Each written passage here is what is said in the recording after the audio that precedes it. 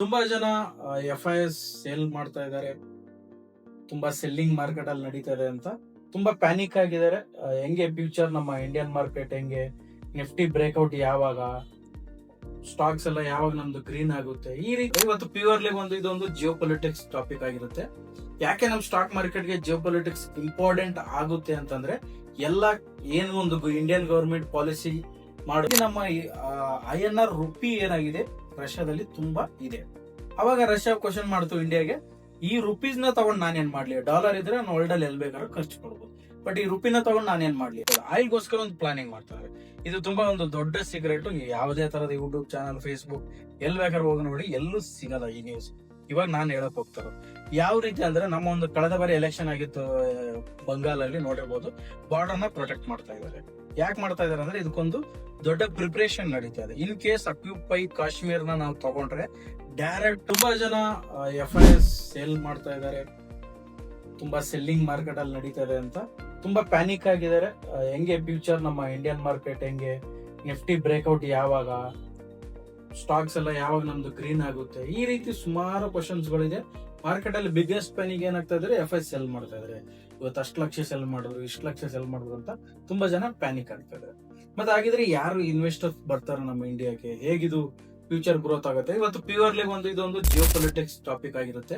ಯಾಕೆ ನಮ್ಮ ಸ್ಟಾಕ್ ಮಾರ್ಕೆಟ್ಗೆ ಜಿಯೋ ಪೊಲಿಟಿಕ್ಸ್ ಇಂಪಾರ್ಟೆಂಟ್ ಆಗುತ್ತೆ ಅಂತಂದ್ರೆ, ಎಲ್ಲ ಏನು ಒಂದು ಇಂಡಿಯನ್ ಗವರ್ಮೆಂಟ್ ಪಾಲಿಸಿ ಮಾಡುತ್ತೆ, ಅದ್ರ ಮುಖಾಂತರ ಒಂದು ಫಾರಿನ್ ಇನ್ವೆಸ್ಟರ್ ಆಗಿರ್ಬೋದು, FIS ಆಗಿರ್ಬೋದು, ಪ್ರತಿಯೊಬ್ಬರು ಕೂಡ ಬರ್ತಾರೆ. ಫಸ್ಟ್ ಪಾಲಿಸಿ ಅನ್ನೋದ್ರ ಮೇಲೆ ಡಿಪೆಂಡ್ ಆಗುತ್ತೆ.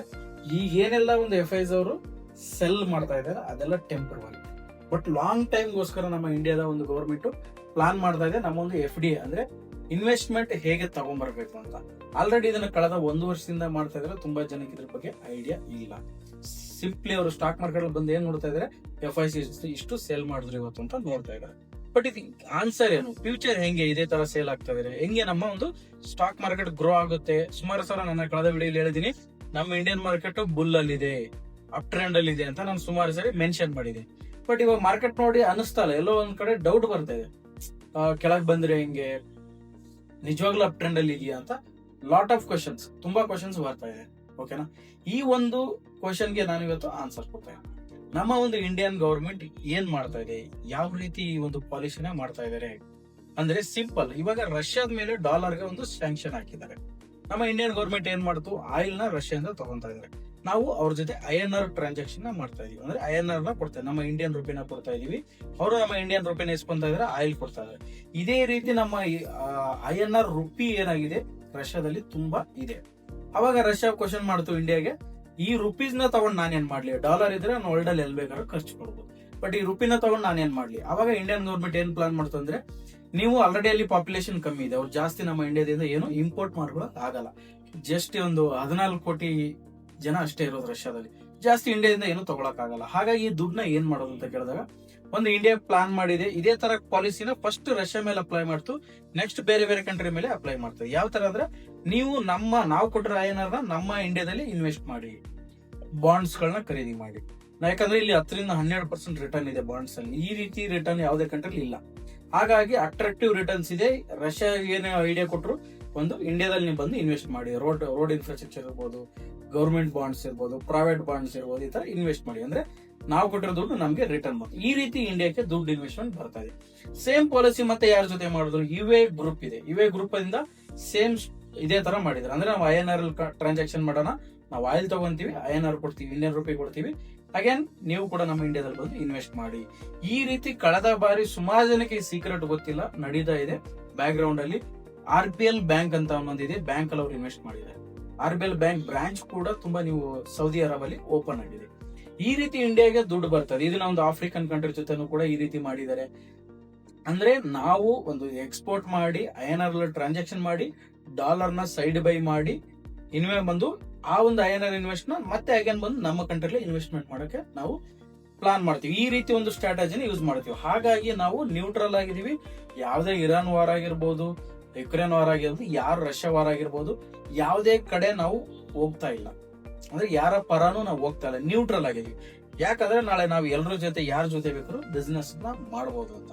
ಈ ಪಾಲಿಸಿ ಮಾಡೋದ್ರಿಂದ ಎಕ್ಸ್ಪೋರ್ಟ್ ಜಾಸ್ತಿ ಆಗುತ್ತೆ, ನಮ್ಮ ಡಾಲರ್ನ ಯೂಸಸ್ ಕಮ್ಮಿ ಆಗುತ್ತೆ. ಓವರ್ ಆಲ್ ಮೊನ್ನೆ ಕಳೆದ ಬಾರಿ ಮೋದಿ ಅವರು ಹೇಳಿದ್ರು ಡಾಲರ್ನ ಕಡಿಮೆ ಮಾಡೋಕ್ಕೋಸ್ಕರ ಆಯಿಲ್ ಯೂಸ್ ಕಮ್ಮಿ ಮಾಡಿ, ಗೋಲ್ಡ್ ಕಮ್ಮಿ ಮಾಡಿ ಹೇಳಿದ್ದು ಅಲ್ಟಿಮೇಟ್ ಆಗಿ ಇದಕ್ಕೋಸ್ಕರ. ಈ ರೀತಿ ನಮ್ಮ INR ನ ಯೂಸ್ ಮಾಡೋ ಮುಖಾಂತರ ಫಾರಿನ್ ಇನ್ವೆಸ್ಟ್ಮೆಂಟ್ ನ ತಗೊಂಡ್ಬರ್ತಾ ಇದೆ. ನೋಡಿ, ಒಂದ್ ನೆನಪಲ್ಲಿ ಇಟ್ಕೊಳ್ಳಿ, FIs ಅನ್ನೋದು ನಿಮ್ಗೆ ಬರೀ ಕಣ್ಣಿಗೆ ಕಾಣುವಂತ ಇನ್ವೆಸ್ಟ್ಮೆಂಟ್ ಅಷ್ಟೇ ಆಗಿರುತ್ತೆ. ಅದು ಬಿಟ್ಟು FIs ಅವ್ರ ಅಪ್ಪನೂ ಕೂಡ ಇರ್ತಾರೆ, ಏಂಜಲ್ ಇನ್ವೆಸ್ಟರ್ ತರ ಇರ್ತಾರೆ, ಅವ್ರು ನಿಮಗ್ ಗೊತ್ತಿರಲ್ಲ. ಮಾರ್ಕೆಟ್ ಅಲ್ಲೂ ಕೆಲವ್ರ ಬಗ್ಗೆ ಹೆಸರು ರಿಫ್ಲೆಕ್ಟ್ ಆಗ್ತಾ ಇರುತ್ತೆ, ಬಟ್ ಇವರು ಸೈಲೆಂಟ್ ಆಗಿ ಬರ್ತಾರೆ, ಇನ್ವೆಸ್ಟ್ ಮಾಡ್ತಾರೆ. ನಿಮ್ಗೆ ಒನ್ ಡೇ ನಮ್ಮ ಮಾರ್ಕೆಟ್ ಮೇಲೆ ಹೋಗುತ್ತೆ, ಗೊತ್ತಾಗಲ್ಲ. ಮೇ ಬಿ ಯಾರು ಬೇಕಾದ್ರೂ ಇರ್ಬೋದು, ಒಂದು ಕಂಟ್ರಿ ಆಗಿರ್ಬೋದು, ಪರ್ಸನ್ ಆಗಿರ್ಬೋದು, ಅಷ್ಟೊಂದು ದೊಡ್ಡ ಇನ್ವೆಸ್ಟ್ಮೆಂಟ್ ಕೂಡ ತಗೊಂಡ್ಬರ್ತಾರೆ. ನಿಮ್ಗೊಂದು ಕ್ಲೂ ಕೊಡ್ಬೇಕಂದ್ರೆ ಎಕ್ಸಾಂಪಲ್ ಜಪಾನ್ ಅಲ್ಲಿ ತುಂಬಾ ದುಡ್ಡಿದೆ. ಅಲ್ಲಿ ಯಾವುದೇ ಕಾರಣದ ಬ್ಯಾಂಕ್ ಅಲ್ಲಿ ದುಡ್ಡು ಇಟ್ರೆ ರೇಟ್ ಆಫ್ ಇಂಟ್ರೆಸ್ಟ್ ಸಿಗಲ್ಲ, ಯಾಕಂದ್ರೆ ಫ್ರೀ. ತುಂಬಾ ಜನ ಬಿಸ್ನೆಸ್ ಮಾಡೋರಿಗೆ ಜಪಾನ್ ಅಲ್ಲಿ ಫ್ರೀ ಆಗಿ ದುಡ್ಡು ಕೊಡ್ತಾ ಇದ್ರು, ಇಂಟ್ರೆಸ್ಟ್ ಫ್ರೀ ಆಗಿ. ಇವಾಗ ಜಸ್ಟ್ ಒಂದು 0.25 ಇನ್ಕ್ರೀಸ್ ಮಾಡಿದ್ದಾರೆ. ಅಲ್ಲೂ ಕೂಡ ಒಂದು ದೊಡ್ಡ ಅಮೌಂಟ್ ಇದೆ. ಆ ಅಮೌಂಟ್ ಬಂದು ಈ ಗೌರ್ಮೆಂಟ್ ಡಿಪಾರ್ಟ್ಮೆಂಟ್ ಅಲ್ಲಿ ಕೆಲಸ ಮಾಡ್ತಾ ಇರ್ತಾರೆ, ಪೆನ್ಷನ್ ರೂಪದಲ್ಲಿ ಆಗಿರ್ಬೋದು. ಈ ರೀತಿ ಒಂದು ಫಂಡ್ ಇರುತ್ತೆ, ಆ ಫಂಡ್ ಕೂಡ ನಮ್ಮ ಇಂಡಿಯಾಗೆ ಬರ್ಬೋದು, ಎನಿ ಟೈಮ್ ಬರ್ಬೋದು. There are not FIs. ಒಂದು ಇರುತ್ತೆ, ಒಂದು ಇಂಡಿಯನ್ ಗೌರ್ಮೆಂಟ್ ಜೊತೆ ಪಾಲಿಸಿ ಒಂದು ಮಾಡ್ಕೊಂತಾರೆ, ಒಂದು ಅಂಡರ್ಸ್ಟ್ಯಾಂಡಿಂಗ್ ಇರುತ್ತೆ, ಅದ್ರ ಮುಖಾಂತರ ಇನ್ವೆಸ್ಟ್ಮೆಂಟ್ ಬರುತ್ತೆ. ನೆಕ್ಸ್ಟ್ ಬಂದು ಯುರೋಪಿಯನ್ ಕಂಟ್ರಿ ಕೂಡ ಪೆನ್ಷನ್ ದುಡ್ಡು ಇದೆ, ಪಬ್ಲಿಕ್ ಪೆನ್ಷನ್ ದುಡ್ಡು, ಅದು ಕೂಡ ಇಂಡಿಯಾಗೆ ಬರೋ ಸಾಧ್ಯತೆ ಇದೆ. ಈ ರೀತಿ ತುಂಬಾ ದೊಡ್ಡ ದೊಡ್ಡ ಫಂಡ್ಸ್ ಇದೆ. ಇನ್ನೊಂದು ರೀತಿ ಯಾವ ರೀತಿ INR ಕೊಟ್ಟು ವಾಪಸ್ ನಮ್ಮ ದುಡ್ಡಿಂದ ಇನ್ವೆಸ್ಟ್ಮೆಂಟ್ ನ ತಗೊಂಡ್ಬರೋದು. ಈ ರೀತಿ 2-3 ತರಹದ ಪ್ಲಾನಿಂಗ್ ನಡೀತಾ ಇದೆ. ಸುಮಾರು ನೋಡಬಹುದು ನೀವು, ಸ್ಟಾಕ್ಸ್ ಗಳ ಮೇಲೆ ಹೋಗ್ತಾ ಇದೆ. ಈಗ ಎಕ್ಸಾಂಪಲ್ ಫ್ಯೂಚರ್ ಅಲ್ಲಿ ಆಯಿಲ್ ಪ್ರಾಬ್ಲಮ್ ನ ಸಾಲ್ವ್ ಮಾಡಕ್ ಹೋಗ್ತಾ ಇದ್ದಾರೆ. ಯಾವ ರೀತಿ ನೋಡಿ, ಓವರ್ ಆಲ್ ನಮ್ಮ ಇಂಡಿಯನ್ ಗ್ರೋತ್ ಮೇಲೆ ಸ್ಟಾಕ್ ಮಾರ್ಕೆಟ್ ನಿಂತಿದೆ, ಅದ್ರ ಮೇಲೆನೆ ನಮ್ಮ ಸ್ಟಾಕ್ ಮಾರ್ಕೆಟ್ ಮೇಲೆ ಹೋಗುತ್ತೆ ಇಲ್ಲ ಅಂತ ಡಿಸೈಡ್ ಆಯ್ತು. ಈಗ ಆಯಿಲ್ ಸಮಸ್ಯೆ ನಮ್ಗೆ ಕಾಡ್ತಾ ಇದೆ, ಆಯಿಲ್ಗೋಸ್ಕರ ಒಂದು ಪ್ಲಾನಿಂಗ್ ಮಾಡ್ತಾರೆ. ಇದು ತುಂಬಾ ಒಂದು ದೊಡ್ಡ ಸೀಕ್ರೆಟ್. ಯಾವುದೇ ತರದ ಯೂಟ್ಯೂಬ್ ಚಾನಲ್, ಫೇಸ್ಬುಕ್ ಎಲ್ಲಿ ಬೇಕಾದ್ರೂ ಹೋಗಿ ನೋಡಿ, ಎಲ್ಲೂ ಸಿಗಲ್ಲ ಈ ನ್ಯೂಸ್. ಇವಾಗ ನಾನು ಹೇಳಕ್ ಹೋಗ್ತಾರ ಯಾವ ರೀತಿ ಅಂದ್ರೆ, ನಮ್ಮ ಒಂದು ಕಳೆದ ಬಾರಿ ಎಲೆಕ್ಷನ್ ಆಗಿತ್ತು ಬಂಗಾಲಲ್ಲಿ, ನೋಡಿರ್ಬೋದು, ಬಾರ್ಡರ್ ನ ಪ್ರೊಟೆಕ್ಟ್ ಮಾಡ್ತಾ ಇದ್ದಾರೆ. ಯಾಕೆ ಮಾಡ್ತಾ ಇದಾರೆ ಅಂದ್ರೆ, ಇದಕ್ಕೊಂದು ದೊಡ್ಡ ಪ್ರಿಪರೇಷನ್ ನಡೀತಾ ಇದೆ. ಇನ್ ಕೇಸ್ ಅಕ್ಯುಪೈ ಕಾಶ್ಮೀರ್ನ ನಾವು ತಗೊಂಡ್ರೆ ಡೈರೆಕ್ಟ್ ರಷ್ಯಾದಿಂದ ನಾವು ಒಂದು by road, by pipe oil ನ ತಗೋಬಹುದು. ಹಾರ್ಮೋಸ್ ಪ್ರಾಬ್ಲಮ್ ಇವಾಗ ನಡೀತಾ ಇದೆ, ಹಾರ್ಮೋಸ್ ಜಲಸಂಧಿ ಪ್ರಾಬ್ಲಮ್ ನಡೀತಾ ಇದೆ. ಪೈಪ್ ಅಂದ್ರೆ ಶಾರ್ಟ್ ಕಟ್ ಮಾಡ್ಕೋಬಹುದು ನಾವು. ಅಕ್ಯುಪೈ ಕಾಶ್ಮೀರ್ನ ತಗೊಂಡ್ರೆ ವಾಪಸ್, ಯಾಕಂದ್ರೆ ತಗೋಬೇಕಾದ್ರೆ ಸ್ಮಾಲ್ ಸ್ಕೇಲ್ ವಾರ್ ಆಗುತ್ತೆ, ಅವಾಗ ಬಾಂಗ್ಲಾದೇಶಿ ಬಾರ್ಡರ್ ಓಪನ್ ಇದ್ರೆ ಪ್ರಾಬ್ಲಮ್ ಆಗುತ್ತೆ ಅಂತ ಕ್ಲೋಸ್ ಮಾಡ್ಕೊಂಡ್ ಬರ್ತಾ ಇದಾರೆ. ಕಂಪ್ಲೀಟ್ ಪ್ರೊಟೆಕ್ಟ್ ಮಾಡ್ತಾ ಇದಾರೆ, ಮ್ಯಾಪ್ ಎಲ್ಲ ರೀಶೇಪ್ ಮಾಡ್ತಾ ಇದಾರೆ. ಇದೆಲ್ಲ ಪ್ಲಾನಿಂಗ್ ನಡೀತಾ ಇರೋದು. ಬಂದು ನೆಕ್ಸ್ಟ್ ಬಂದು ಪಾಕಿಸ್ತಾನ ಮೇಲೆ ಅಟ್ಯಾಕ್ ಮಾಡಿದ್ರೆ ಒಂದು ಅಕ್ಯುಪೈ ಮಾಡಿರೋ ಕಾಶ್ಮೀರ, ಅರ್ಧ ಕಾಶ್ಮೀರ ಇದೆಯಲ್ಲ, ಅದನ್ನ ತಗೊಂಡ್ರೆ ಬೈ ಡೈರೆಕ್ಟ್ ರಷ್ಯಾದಿಂದ ನಾವು oil by road, by pipe ನ ನಾವು ತಗೋಬಹುದು. ಅವಾಗ ನಮ್ಗೆ ಈಸಿ ಆಗುತ್ತೆ. ಇದು ಒಂದು ಪ್ಲಾನಿಂಗ್ ಆಗಿರುತ್ತೆ. ಅದಕ್ಕೋಸ್ಕರನೇ ಕೂಡ ಅಜಿತ್ ಡುವಲ್ ಅಂತ ನಿಮ್ಗೆ ಗೊತ್ತು, ಓಕೆನಾ, NSL ಇದ್ದಾರೆ.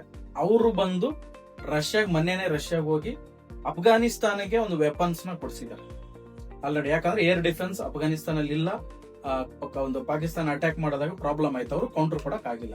ಯಾಕಂದ್ರೆ ಪಾಕಿಸ್ತಾನ ಅಫ್ಘಾನಿಸ್ತಾನ ಜೊತೆ ಬಿಸಿ ಮಾಡಿ ಈ ಕಡೆಯಿಂದ ನಾವು ತಗೋಬೇಕಾಗುತ್ತೆ.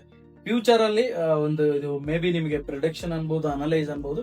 ಫ್ಯೂಚರ್ ಅಲ್ಲಿ ಪಾಕಿಸ್ತಾನ ಬಂದು 2-3 ಭಾಗ ಆಗುತ್ತೆ.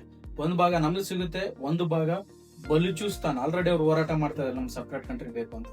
ಅದು ಒಂದು ಭಾಗ ಆದ್ರೆ ನಾವೊಂದು ಭಾಗ ತಗೊಂತೀವಿ, ಅಫ್ಘಾನಿಸ್ತಾನ ಒಂದು ಭಾಗ ತಗೊಳುತ್ತೆ. ಅಂದ್ರೆ ಆಲ್ಮೋಸ್ಟ್ ಒಂದು 3-4 ಪಾರ್ಟ್ ಆಗೋ ಸಾಧ್ಯತೆ ಇದೆ.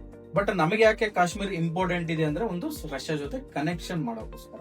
ಹಾಗಾಗಿ ಡೇ ಟು ಡೇ ಈ ಒಂದು ಪ್ಲಾನಿಂಗ್ ನಡೀತಾ ಇದೆ. ಆಯಿಲ್ ಪ್ರಾಬ್ಲಮ್ ಸಾಲ್ವ್ ಆದ್ರೆ ಆಟೋಮೆಟಿಕ್ಲಿ ಎಕನಾಮಿಕಲಿ ನಮಗೆ ತುಂಬಾ ಹೆಲ್ಪ್ ಆಗುತ್ತೆ. ಸ್ಟಾಕ್ ಮಾರ್ಕೆಟ್ ಕೂಡ ತುಂಬಾ ಮೇಲೆ ಹೋಗುತ್ತೆ. ಅಂದ್ರೆ ಸ್ಟಾಕ್ ಮಾರ್ಕೆಟ್ ಇದಕ್ಕೆಲ್ಲ ಟೋಟಲಿ ಕನೆಕ್ಟ್ ಆಗಿದೆ. ಆಮೇಲೆ ಯಾವುದೇ ಕಾರಣ ವಾರ್ ನಡೀಲಿ, ಏನೇ ನಡೀಲಿ, ನಮಗೆ ತೊಂದರೆ ಆಗಲ್ಲ. ಅನ್ಲಿಮಿಟೆಡ್ ಆಗಿ ರಷ್ಯಾದಿಂದ ಆಯಿಲ್ ತಗೋಬಹುದು. ಒನ್ ರೀಸನ್, ನಾವೆಷ್ಟು ಪ್ರೊಟೆಕ್ಟ್ ಮಾಡ್ತೀವಿ ಅಷ್ಟು FDIs ಅಂದ್ರೆ ಫಾರಿನ್ ಇನ್ವೆಸ್ಟರ್ಸ್ ಬರ್ತಾರೆ. ಯಾಕಂದ್ರೆ ಫಾರಿನ್ ಇನ್ವೆಸ್ಟರ್ ನೋಡೋದು ಒಂದು ಸ್ಟೇಬಲ್ ಗವರ್ಮೆಂಟ್ ನೋಡ್ತಾರೆ, ಒಳ್ಳೆ ಲೇಬರ್ ಲಾ ನೋಡ್ತಾರೆ, ಇದನ್ನ ನೋಡಿ ಇನ್ವೆಸ್ಟ್ಮೆಂಟ್ ಬರುತ್ತೆ. ಹಾಗಾಗಿ already investments on the pipe line ಅಲ್ಲಿ ಇದೆ, ಬರ್ತಾ ಇದೆ. ಎಷ್ಟೇ FIs ಸೇಲ್ ಮಾಡ್ತಾ ಇದ್ರು ಕೂಡ ಪ್ರಾಬ್ಲಮ್ ಆಗಲ್ಲ, ಬೇರೆ ಇನ್ವೆಸ್ಟ್ಮೆಂಟ್ ನ ಬರ್ತಾ ಇದೆ. ಬಟ್ ಒಂದು FIs ಎಲ್ಲ ಸೇಲ್ ಮಾಡಕ್ ಒಂದು ಕೂಡ ರೀಸನ್ ಇದೆ, ಡಾಲರ್ ಮೇಲೆ ಹೋಗ್ತಾ ಇದೆ. ಅವ್ರಿಗೆ ಜಸ್ಟ್ ಒಂದು ಡಾಲರ್ ನ ಪರ್ಚೇಸ್ ಮಾಡಿ ಇಟ್ಕೊಂಡ್ರೆ ಸಾಕು, 1 or 2% ಇನ್ಕಮ್ ಆಗ್ತಾ ಇದೆ. ಅದಕ್ಕೋಸ್ಕರ ಅವರು ಸೇಲ್ ಮಾಡ್ತಾ ಇದಾರೆ. ಒನ್ ಆಫ್ ಅದು ಕೂಡ ರೀಸನ್ ಇದೆ, ಅದು ಟೆಂಪ್ರರಿ ಆಗಿರುತ್ತೆ. ಮೇ ಬಿ ಡಾಲರ್ ಜಾಸ್ತಿ ಆಗೋದು ನಮಗೂ ಕೂಡ ಒಂದು ಟೆಂಪ್ರರಿ ಹೆಲ್ಪ್ ಆಗುತ್ತೆ. ಈ ರೀತಿ ಜಿಯೋ ಪೊಲಿಟಿಕ್ಸ್ ನಡೀತಾ ಇದೆ. ಅದರಿಂದ ನಮಗೆ future stock market may be 2-3 months time ತಗೋಬಹುದು ಸಾರ್ಟ್ ಔಟ್ ಆಗಕ್ಕೆ. ನಿಮ್ಗೆ ಅಗೇನ್ ಮಾರ್ಕೆಟ್ ಸ್ಟಾರ್ಟ್ ಆಗಿದೆ ಆಲ್ರೆಡಿ. ತುಂಬಾ ಜನ ನಿಫ್ಟಿನೇ ನೋಡ್ಕೊಂಡು ಕೂತಿದ್ದೀರಾ, ನಿಫ್ಟಿ ಮೇಲೆ ಹೋಗ್ತಲ್ಲ ಅಂತ. ಆಲ್ರೆಡಿ ಒಂದು 5% ಸ್ಟಾಕ್ಸ್ ಮೇಲೆ ಹೋಗ್ತಾ ಇದೆ, ಡಬಲ್ ಆಗ್ತಾ ಇದೆ, ತ್ರಿಬಲ್ ಆಗ್ತಾ ಇದೆ, 5x ಕೂಡ ಆಗಿದೆ. ನೀವು ಹೋಗಿ ನೋಡಬಹುದು, ಕೆಲವೊಂದು ಸ್ಟಾಕ್ಸ್ ಗಳು ಆಗ್ತಾ ಇದೆ. ಬಟ್ ನಿಮ್ಗೆ ನೋಡೋ ವಿಷಯ ಗೊತ್ತಿರಬೇಕು. ಇದೆಲ್ಲ ಒಂದು ಜಿಯೋ ಪೊಲಿಟಿಕ್ಸ್ ನಡೀತಾ ಇರೋ ವಿಷಯ ಆಯ್ತು. ಇದೇ ರೀತಿ ನಿಮ್ಗೆ ಏನಾದ್ರು ಜಿಯೋ ಪೊಲಿಟಿಕ್ ಇನ್ಫಾರ್ಮೇಶನ್ ಬೇಕು ಅಂದ್ರೆ ನಾವು ಎಪಿಸೋಡ್ ನ ಮಾಡೋಣ. ಜಿಯೋ ಪೊಲಿಟಿಕ್ಸ್ ಮುಂದೆ ನಾನು ಸುಮಾರು ವಿಡಿಯೋಗಳನ್ನ ತಗೊಂಡ್ಬರ್ತೀನಿ. ಕಮೆಂಟ್ ಬಾಕ್ಸ್ ಅಲ್ಲಿ ಏನಂತ ತಿಳಿಸಿ. ಸಬ್ಸ್ಕ್ರೈಬ್ ಮಾಡೋದು ಮರಿಬೇಡಿ, ಲೈಕ್ ನ ಮಾಡಿ. ಈ ಒಂದು ಜಿಯೋ ಪೊಲಿಟಿಕ್ಸ್ ನ ಕನೆಕ್ಟ್ ಮಾಡಿ ನಾನು ದೊಡ್ಡದಾಗಿ ಇನ್ವೆಸ್ಟ್ಮೆಂಟ್ ನ ಮಾಡಬೇಕು, ಜಾಸ್ತಿ ಒಂದು ದೊಡ್ಡ ಗ್ರೀನ್ ಪೋರ್ಟ್ಫೋಲಿಯೋ ನಾನು ಒಂದು ಮಾಡ್ಕೋಬೇಕು ಅಂತಂದ್ರೆ ನಮ್ದೇ ಆದ ಒಂದು ದಿ ಬಿಗ್ ಬುಲ್ ಅನ್ನೋ ಮೆಂಟರ್ಶಿಪ್ ಕೋರ್ಸ್ ಇದೆ. 1 year ಕೋರ್ಸ್ ಇದೆ. 3 days ಕ್ಲಾಸ್ ಇರುತ್ತೆ. ಎವ್ರಿ ಮಂತ್ ರಿವ್ಯೂ ಇರುತ್ತೆ. ಮೋರ್ ಇನ್ಫಾರ್ಮೇಶನ್ ನೀವು ಅದ್ರ ಬಗ್ಗೆ ತಿಳ್ಕೋಬೇಕು. ಆಲ್ರೆಡಿ ನಾನು ಸುಮಾರು ತರ ಟ್ರೈ ಮಾಡಿದ್ದೀನಿ ಸರ್, ಆಗ್ತಾ ಇಲ್ಲ ಅಂತ ಅಂದಾದ್ರೆ ನಮ್ಮ ಹತ್ರ ಒಂದು ಯೂನಿಕ್ ಆಗಿರೋ ಸ್ಟ್ರಾಟಜಿ ಇದೆ. Only 1 single strategy. ನಿಮ್ಗೆ ಏನಾದ್ರೂ ಅದರಲ್ಲಿ ಇಂಟ್ರೆಸ್ಟ್ ಇದ್ರೆ ನಮ್ಮ ಡಿಸ್ಕ್ರಿಪ್ಷನ್ ನಂಬರ್ ಕೊಟ್ಟಿರ್ತೀವಿ, ಎನ್ಕ್ವೈರಿ ಮಾಡಿ. ಇಲ್ಲ ನಾನು ಸರ್ ಬೇಸಿಕ್ ತುಂಬಾ ನನಗೆ ಏನು ಗೊತ್ತಿಲ್ಲ, ಇವತ್ತೇ ಸ್ಟಾಕ್ ಮಾರ್ಕೆಟ್ ಸ್ಟಾರ್ಟ್ ಮಾಡ್ಬೇಕಂದ್ರೆ ನಮ್ಮ ಹತ್ರ ಒಂದು ಮಾಸ್ಟರ್ ಕ್ಲಾಸ್ ಅಂತ ಒಂದು ಕ್ಲಾಸ್ ಇದೆ. ಅದು ಕೂಡ 3 days ಲೈಫ್ ಟೈಮ್ ಸಪೋರ್ಟ್ ಇರುತ್ತೆ. ಅದ್ರ ಬಗ್ಗೆನೂ ಕೂಡ ನೀವು ಎನ್ಕ್ವೈರಿ ಮಾಡಬಹುದು. ಈ ಒಂದು ಇವತ್ತಿನ ಜಿಯೋ ಪೊಲಿಟಿಕ್ಸ್ ವಿಷಯದ ಬಗ್ಗೆ ಎನಿಥಿಂಗ್ ನಿಮಗೆ ಏನ್ ಅನ್ಸುತ್ತೆ, ನಿಮ್ಮ ಅಭಿಪ್ರಾಯನು ಖಂಡಿತವಾಗಿ ನೀವು ಕಮೆಂಟ್ ಬಾಕ್ಸ್ ಅಲ್ಲಿ ಕಮೆಂಟ್ ಮಾಡಿ ನಿಮ್ಮ ಅಭಿಪ್ರಾಯ ತಿಳಿಸಿ. ನೆಕ್ಸ್ಟ್ ಇದನ್ನ ಎಪಿಸೋಡ್ ಆಗಿ ಮಾಡ್ಬೇಕಂದ್ರೆ ಕಮೆಂಟ್ ಬಾಕ್ಸ್ ಅಲ್ಲಿ ಹಾಕಿ. ನಾನು ನೆಕ್ಸ್ಟ್ ಈ ಒಂದು ಜಿಯೋ ಪೊಲಿಟಿಕ್ ಎಪಿಸೋಡ್ ಕೂಡ ಮಾಡ್ತೀನಿ. ಓಕೆ, ಈ ವಿಡಿಯೋ ನಿಮ್ಗೆ ಇಷ್ಟ ಆದಲ್ಲಿ ಖಂಡಿತ ಲೈಕ್ ಮಾಡೋದನ್ನ ಮರಿಬೇಡಿ. Thank you for watching.